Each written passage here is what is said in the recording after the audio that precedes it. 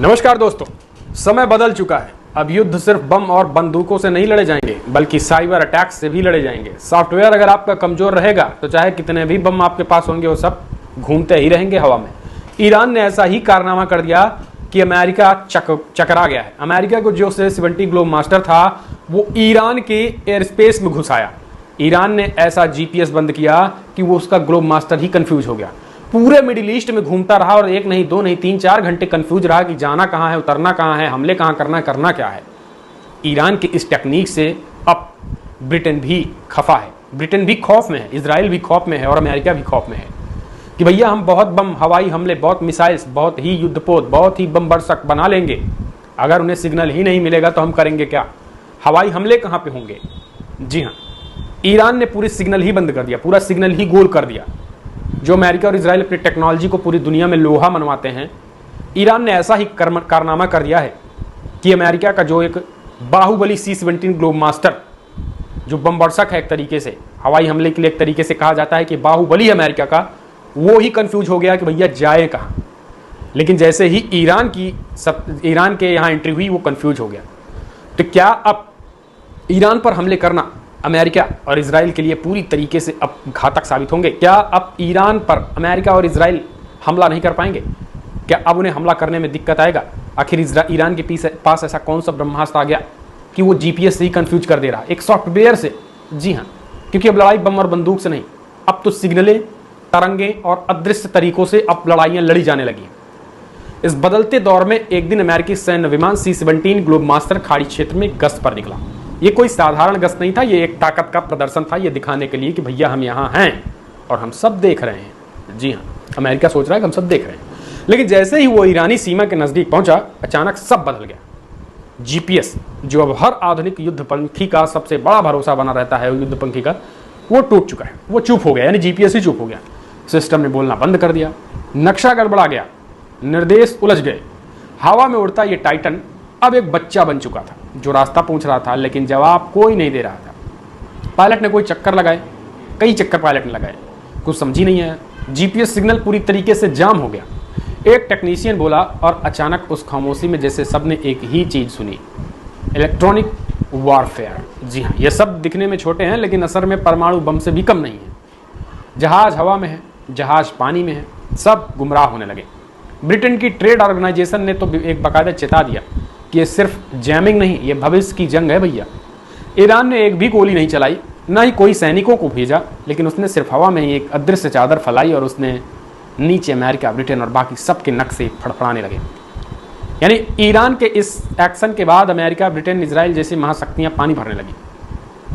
कहा कि हम एक ऐसे युग में आ रहे हैं जहां पे एक बटन दबाकर किसी का टैंक, जहाज और एयरक्राफ्ट अंधा किया जा सकता है, जहां युद्ध सिर्फ हथियारों से नहीं, डेटा से भी अब लड़े जाते हैं। और जो देश सॉफ्टवेयर में पीछे रह गए हैं वो अब सॉरी कहते रह जाएंगे कि भैया ये हो क्या रहा है। अल्टीमेटली देखा जाए तो C-17 एक भटकना सिर्फ एक विमान की दिशा गुम होना नहीं था, बल्कि ईरान की ये एक चेतावनी थी कि अगर अभी तो C-17 ग्लोब मास्टर को ही हमने भटका दिया है, ईरान में अगर अमेरिका के बम बरसक हों या अमेरिका के फाइटर जेट्स हों, अमेरिका के युद्धक विमान हों या फिर अमेरिका की मिसाइलें हों, इजराइल की मिसाइलें हों, वो सब ऐसे ही हवा में गोते खाएंगे और उनकी दिशा को हम यूं ही बदल देंगे। तो क्या अब लड़ाइयाँ आवाज़ से नहीं, सिग्नल से ही होंगी? ये सबसे बड़ा सवाल खड़ा हो गया है। और जीत भी अब उसी की होगी जो शोर में भी संकेत पढ़ना जानता। तो ये चीज़ ईरान ने कर दिया है। इस बीच आपको बता दें कि अमेरिका जो काफ़ी फड़फड़ा रहा था, फिलहाल ईरान के जो कमांडर हैं, सैन्य प्रमुख हैं IRGC के, उन्होंने अमेरिका को खुली चेतावनी दे दी है। उन्होंने कहा है कि फिलहाल हम जंग के लिए तैयार हैं। जो भी हमें जंग की आहट धमकी देते हैं, गीदड़ भभकी देते हैं, हम जंग के लिए पूरी तरीके से तैयार हैं। तो अब सबसे बड़ा सवाल कि क्या मिडिल ईस्ट में एक नई जंग छिड़ेगी? क्या लड़ाई सच में छिड़ेगी? क्या ईरान को इतनी जल्दी परास्त कर पाएंगे अमेरिका और इजराइल?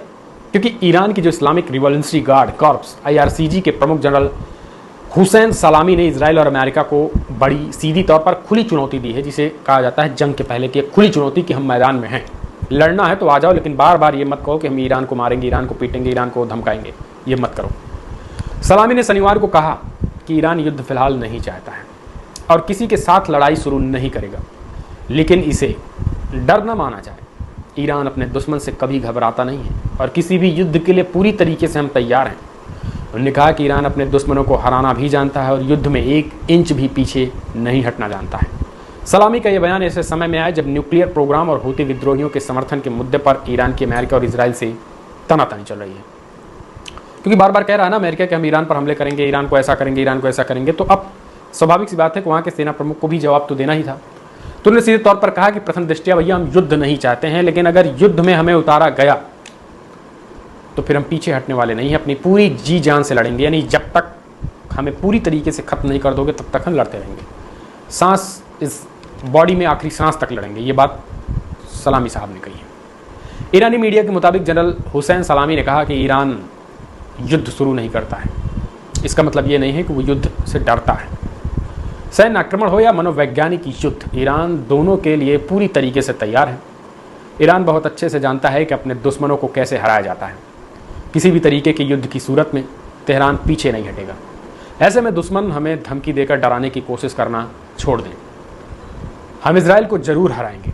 सलामी ने कहा कि अगर इजराइल अकेले आ जाए, जैसे इजराइल क्या होता है कि अगर इजराइल पर एक भी मिसाइल अटैक ईरान ने किया तो इजराइल रोने लगता है और फिर वो अमेरिका के पीछे ही भागता है। और जब अमेरिका के पीछे भागता है तो स्वाभाविक सी बात है अमेरिका शांति की बात कहकर वो इजराइल को बचाने के लिए चला आता है और ईरान पर हमले करने आता है। इसी वजह से ईरान के सैन्य प्रमुख ने कहा कि अगर दम है तो इजराइल अकेले आ जाए, दो हाथ करने के लिए। हम इजराइल को मुंह तोड़ जवाब देंगे और उन्हें नेस्तनाबूद करके भेजेंगे।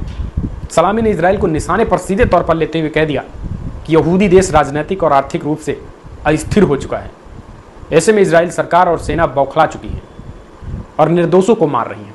सलामी ने कहा है कि आज ईरान एक ऐसे दुश्मन यानी इजराइल का भी सामना कर रहा है जो निराश है, पागल हो चुका है। वो एक निहत्थे राष्ट्र फिलिस्तीन को भी हराने में सक्षम नहीं है।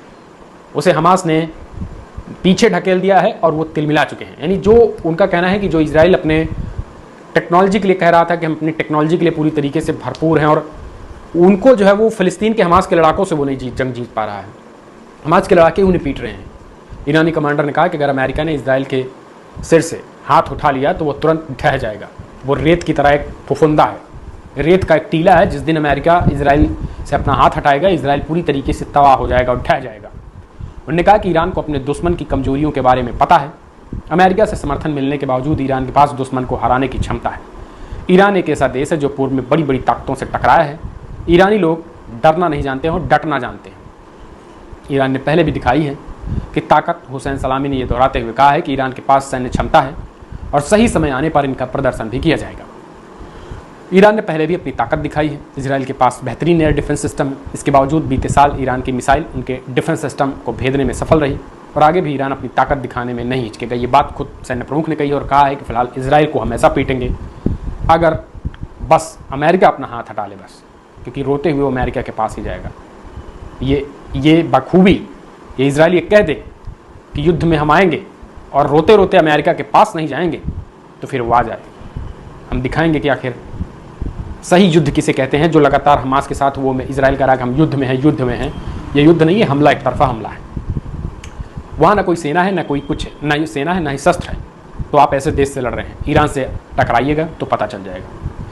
तो दोस्तों फिलहाल ईरान की ताकत को जो लोग कमतर समझ रहे हैं उन्हें आप क्या कहेंगे, और जिस तरीके से मिडिल ईस्ट की सिचुएशन बनी है इन सब सिचुएशन को आप कैसे देखते हैं, अपने सुझाव दें। इस वीडियो में इतना ही। नमस्कार।